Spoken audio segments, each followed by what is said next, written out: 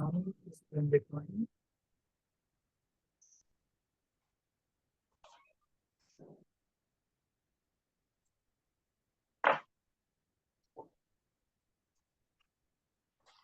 तो मल्टीटास्किंग क्या है, हम लोग देख चुके थे कल। बेसिकली ये सेम टाइम में multiple task at A time CPU से कैसे करना है, टाइम स्लाइसिंग और सारी चीजें कैसे करनी है, वो सारी चीजों के ऊपर हम लोग देखे थे। ठीक है।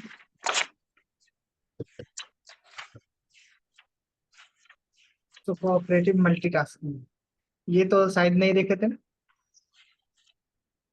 No, sir. एक बार रीड कीजिएगा इसको। The simplest form of multitasking is cooperative multitasking. It lets the program decide what they wish to let others task run. This method is not good since it lets one process monopolize the CPU and never let other processes run. इसका ये मतलब हुआ कि अगर कोई process run कर रहा है तो जब तक वो फिनिश नहीं कर लेगा तब तक कोई रिसोर्स को छोड़ेगा ही नहीं। तो maximum time of CPU utilisation कौन करेगा? प्रोसेस। जो प्रोसेस के हाथ से सीपीयू लग गया मतलब वो अपना काम फिनिश करेगा तभी छोड़ेगा। तो उससे क्या होता था, टाइम हैम्पर होता था एंड प्रोसेस क्यू जो होती थी वो ज्यादा हो जाती थी। इस वजह से ये मेथड सही नहीं था। नेक्स्ट पॉइंट रीड कीजिएगा। This way, a program may be reluctant to give away processing power in the fear of another process hogging all CPU time.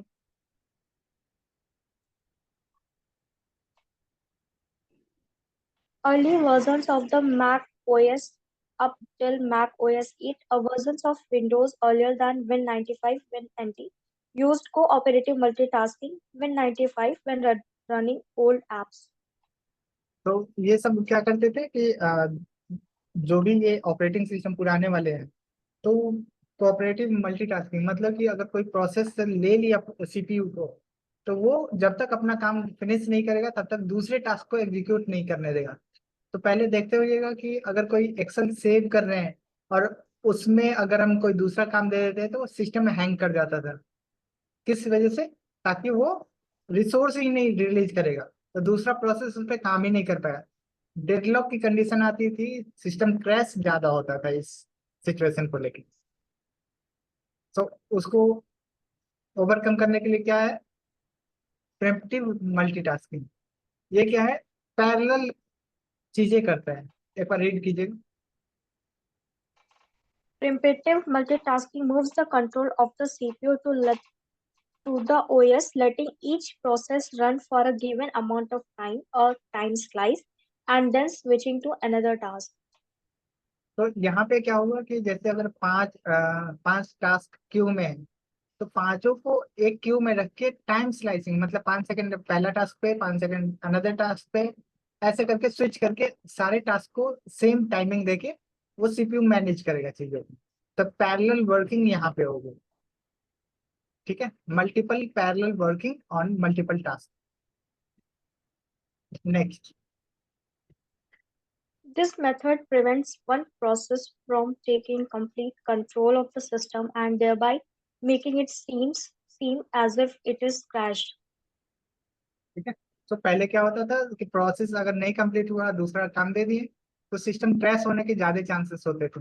लेकिन इसमें क्या है कि अब वैसा वाला सीन नहीं है। टाइम स्लाइसिंग के थ्रू सारी चीजें मैनेज होती और कोई एक टास्क पे डिपेंडेंट नहीं होती ये चीजें। Next. This method is most common today, implemented by, among others, OS by 2, Win95, 98, WinNT, Unix, Linux, BEOX, QNX, OS9, and most mainframe OS. The assignment of CPU time is taken care of by the scheduler.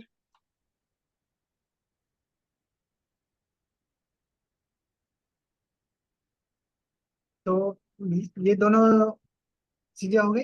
क्या क्या? Cooperative Yes, and primitive. primitive. हाँ, multitask. तो अभी के जो भी operating system है उसमें कौन सा ऑपरेटिंग वो है? प्रिमिटिव। Operating system. तो अब हम The आगे most बढ़ते हैं। preferred. मोस्ट प्रिफर्ड ये वाली प्रिमिटिव मल्टीटास्किंग, Yes, sir. क्योंकि ये multiple task at A time कर सकता है। कोऑपरेटिव मल्टीटास्किंग नहीं कर सकता, वो सिंगल नहीं करे। तो अब नेक्स्ट हम लोग नेक्स्ट आगे बढ़ते हैं कि ऑपरेटिंग सिस्टम के क्या कौन कौन से हैं। सम एग्जांपल्स हम देखेंगे। डिस्क ऑपरेटिंग सिस्टम डॉस का, यूनिक्स, विंडोज एंड मसिंटोस। ठीक है। डॉस क्या है वो एक बार रीड कर लीजिए, रीड कीजिएगा। DOS disk operating system was the first widely installed operating system for personal computers. It is a master control program that is automatically run when you start your personal computer PC. DOS stays in the computer all the time, letting you run a program and manage files. It is a single user operating system from Microsoft for the PC. It was the first OS for the PC and is the underlying control program for Windows 3.1, 95, 98, and ME. Windows NT 2000 and XP emulates DOS in order to support existing DOS applications. ठीक है। सो ये समझ में आया या फिर कुछ explain इसमें करना है? सर ये समझ बेसिकली आ गया। बेसिकली ये डॉस मोड जो पहले का विंडोज था, विंडो एक्सपी से पहले 95, 98, एनटी ऐसे जो आया था, तो वो सारे क्या थे, single operating single user operating system थे। यहाँ पे मेरा माउस दिख रहा है आपको? ये सर दिखता। सिंगल यूजर ऑपरेटिंग सिस्टम था जो कि एट ए टाइम एक ही काम कर सकता था, एंड वो भी कोऑपरेटिव मल्टीटास्किंग वे में काम करता था। कि एक अगर प्रोसेस अगर ले लिया तो दूसरा प्रोसेस को वो काम नहीं करने देता जब तक ना कि वो अपना काम फिनिश कर ले। तो बहुत सारे ड्रॉबैक थे इसको लेके, हाँ, लेकिन अभी भी DOS is the most powerful application in operating system. DOS is one of the application is CMD, command line interface, जो आप देखते हैं। ठीक है। उससे आप कुछ भी करवा सकते हैं, कोई भी ऑपरेटिंग सिस्टम का काम डायरेक्टली आप करवा सकते हैं। ऐसे कोई दूसरे एप्लीकेशन में जाएगा तो आपको परमिशन लेना पड़ेगा कि ये चीज करूँ या ना करूँ, लेकिन डॉस में कोई परमिशन की जरूरत नहीं होती है। ठीक है। Next, Unix. यूनिक्स के बारे में आप यहाँ पे थोड़ा बहुत जानिएगा, लेकिन बेसिकली क्या है, ये मल्टी यूजर मल्टीटास्किंग वर्क है। एंड ये बेसिकली वर्क स्टेशन ये सब में ज्यादा से ज्यादा ये कवर करता है। वर्ल्ड वाइड अगर देखें तो यूनिक्स के बेस पे ही सारे मतलब ऑपरेटिंग सिस्टम बने हुए हैं। विंडोज उसमें थोड़ा सा मॉडिफिकेशन करके यूआई लेके आया है बस। बेसिकली जो चीजें यूनिक्स की बेस है उसी पे सारे कुछ है। तो आप एक बार रीड कीजिए। Unix operating systems are used in widely sold workstation products from Sun Microsystems, Silicon Graphics, IBM, and a number of other companies. The Unix environment and the client-server program model were important elements in the development of the Internet and the reshaping of computer as centered in networks rather than in individual computers.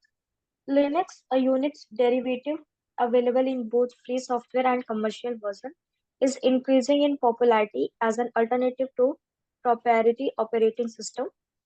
Unix is written in C. Both Unix and C were developed by AT and T and freely distributed to government and academic institutions, causing it to be ported to a wider variety of machine families than any other operating system. As a result, Unix became synonymous with open systems. तो जितने भी आप free software देखते हो, तो Unix installation करना थोड़ा सा टफ होता है, लेकिन ये फ्री है। विंडोज में क्या है कि आप क्लिक क्लिक करते चले जाओ, आप इंस्टॉलेशन कर लो, लेकिन यूनिक्स में वैसा नहीं। यूनिक्स में स्टेप बाय स्टेप आपको कमांड के थ्रू वो करने पड़ेंगे सारे कुछ। ठीक है। उसी का एडवांस वर्जन में Linux, Red Hat, Mac OS जो लाया गया है वो सब उसी के ऊपर है। बेस क्या है? सब यूनिक्स ही। सो अब रीड करते हैं विंडोज के बारे में कि विंडोज क्या है और कैसे। तो विंडो के बारे में बेसिकली आप ऑलरेडी यूज कर रहे हैं तो जानती होंगी। एक बार रीड कर लीजिए तो बेसिक कंसेप्ट क्लियर हो जाएगा।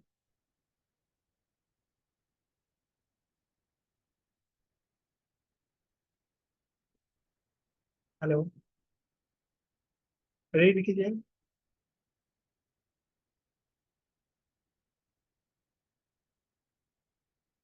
साक्षी।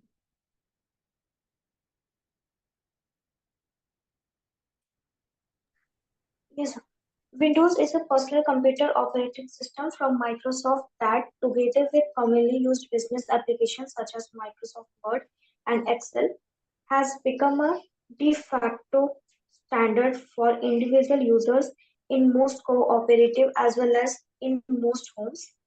Windows contain built-in networking, which allows users to share files and applications with each other if their PCs are connected to a network.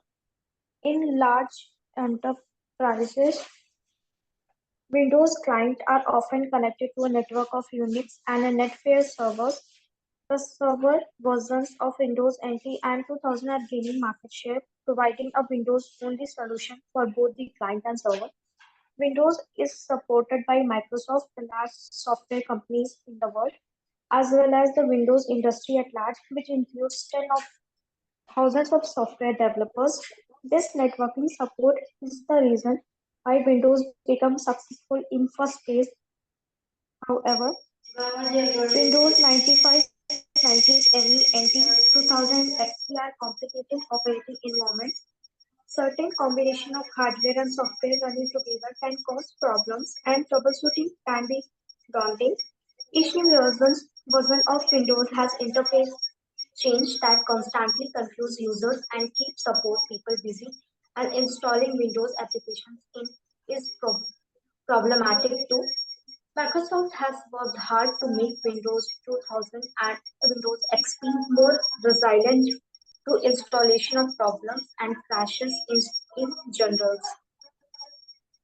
So window easy to use, easy to installation, easy to migrate, easy to network connection, and very familiar Microsoft Office package which contains Microsoft Word, Excel, PowerPoint, and so on. There are a number of applications on that. So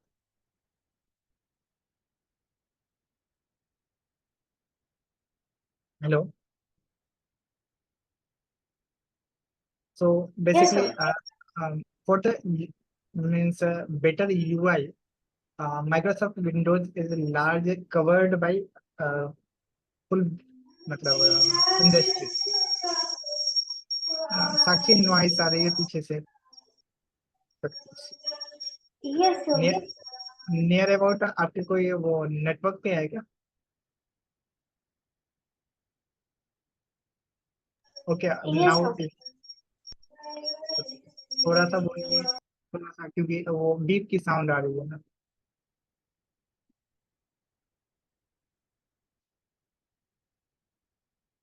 so next हम लोग Windows के बारे में और भी चीजें आप देख सकती हैं खुद से। यूज कर रही हैं, कितना स्मूथली आप यूज कर पाती हैं, समझ पाती हैं चीजों को। इसलिए विंडो ज्यादा फेमस हुआ।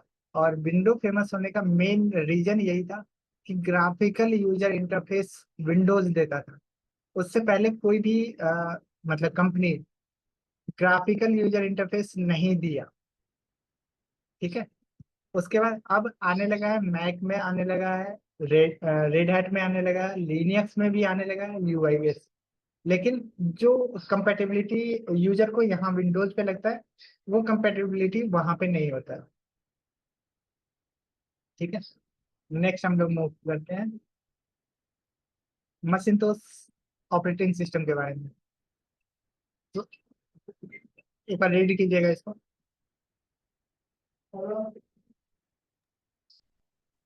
The Macintosh, often called the Mac, introduced in 1984 by Apple Computer, was the first widely sold personal computer with a graphic user interface GUI. The Mac was designed to provide users with a natural, intuitively understandable, and in general user-friendly computer interface. This includes the mouse, the use of icons or small visual images to represent objects or actions, the point and click and drag action, and a number of Windows operation ideas. Microsoft was successful in adapting user interface concept first made popular by the Mac in its first Windows operating system. The primary disadvantages of the Mac is that there are fewer Mac applications on the market than for than for Windows. However, all the fundamental applications are available, and the Macintosh is a perfectly useful machine for almost everybody. Data compatibility between Windows and Mac is an issue, although it is often overblown and readily solved. The Macintosh has its own operating system, the Mac OS, which in its latest version is called Mac OS X, originally built in Motorola's 68000 series microprocessors. Mac versions today are powered by the PowerPC microprocessors, which was developed jointly by Apple, Motorola, and IBM.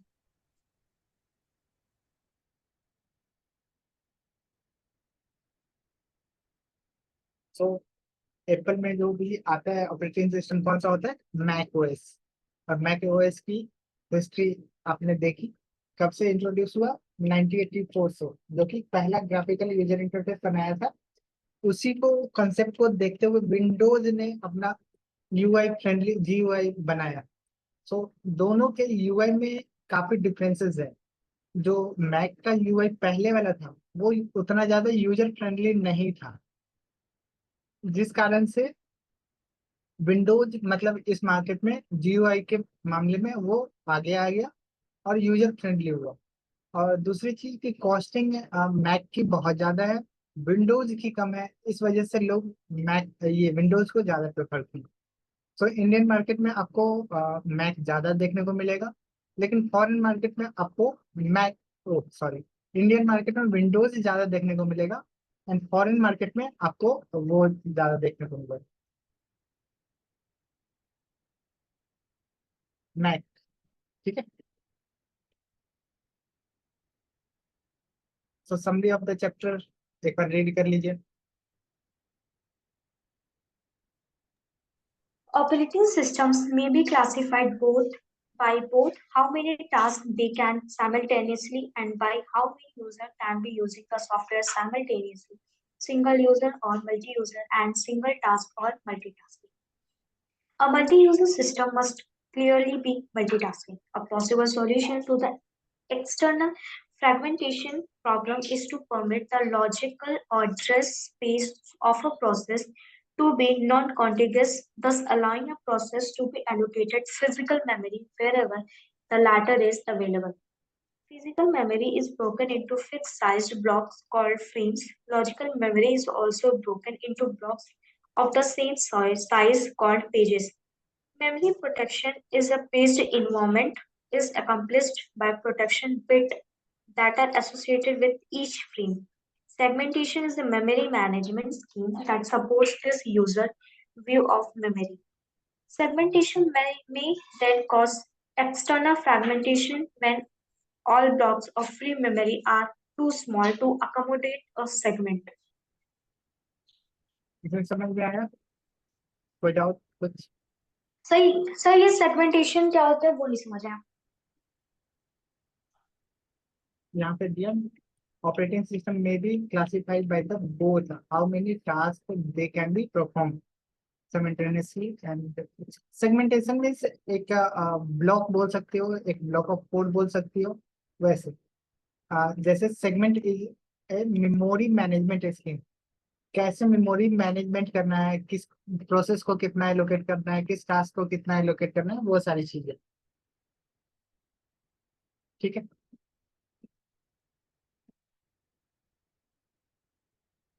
तो chapter 3 कल start करें।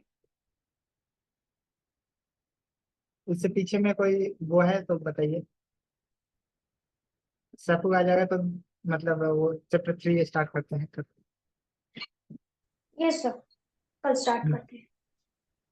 इससे पहले अगर कुछ doubt है तो पूछ सकती हैं, अदरवाइज। सर कोई डाउट नहीं है।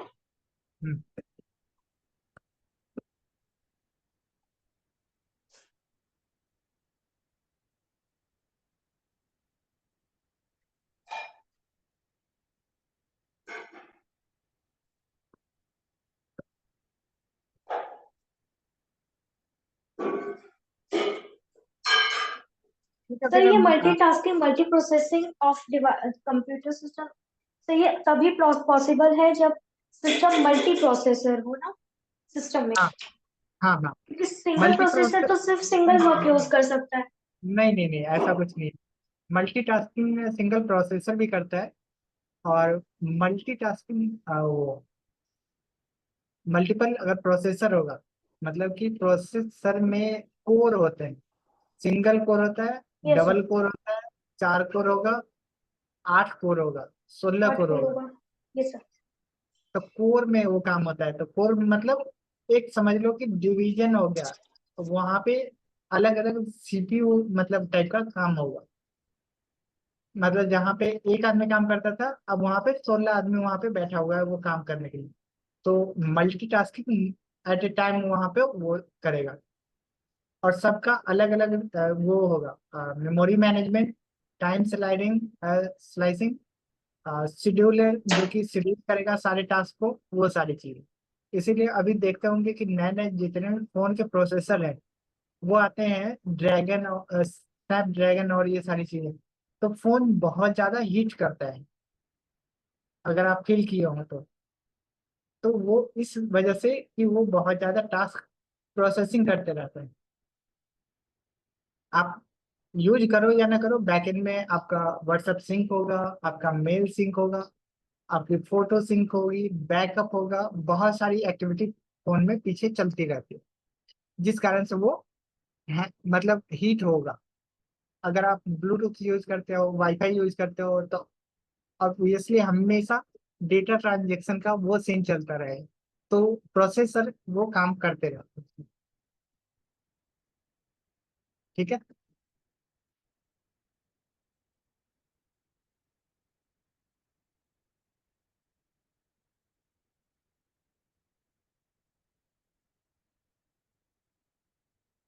तो हम लोग ये सारी टॉपिक कवर कर लिए, है ना। ऑब्जेक्टिव ऑफ ये चैप्टर जो था, इंट्रोडक्शन हो गया था, operation and function of operating system, type of operating system example जैसे यूनिक्स, डॉस, विंडोज एंड मैकिन्टॉश, ये सारी चीजें देख लिए। अब हम लोग कल यस से ऑपरेटिंग सिस्टम के स्ट्रक्चर पे काम मतलब स्टडी करेंगे कि कैसे उसका डिजाइन है, कैसे मतलब वो काम करता है, इंटरनली क्या है, एएलयू क्या है, वो सारी चीजें इसमें। ठीक है। तो अब कनेक्ट करते हैं। ठीक है। यस।